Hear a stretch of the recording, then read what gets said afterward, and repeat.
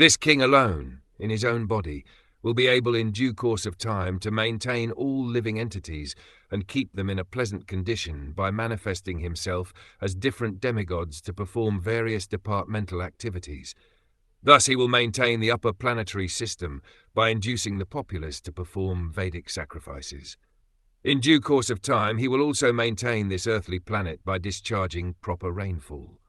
The demigods in charge of the various departmental activities that maintain this world are but assistants to the Supreme Personality of Godhead.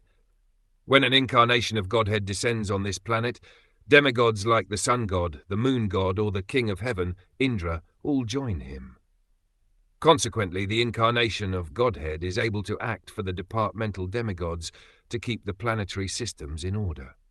The protection of the earthly planet is dependent on proper rainfall, and as stated in Bhagavad Gita and other scriptures, sacrifices are performed to please those demigods who are in charge of rainfall.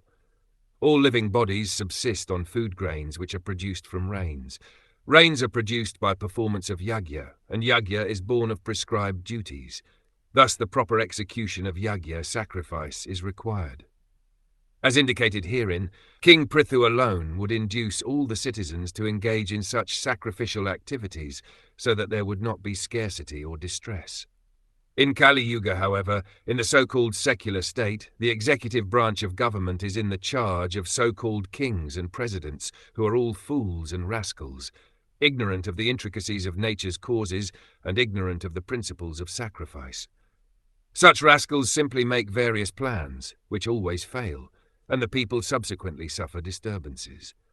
To counteract this situation, the Shastras advise. Thus, in order to counteract this unfortunate situation in government, the general populace is advised to chant the Maha Mantra, Hare Krishna, Krishna Krishna, Hare Hare, Hare Rama, Rama Rama, Hare Hare.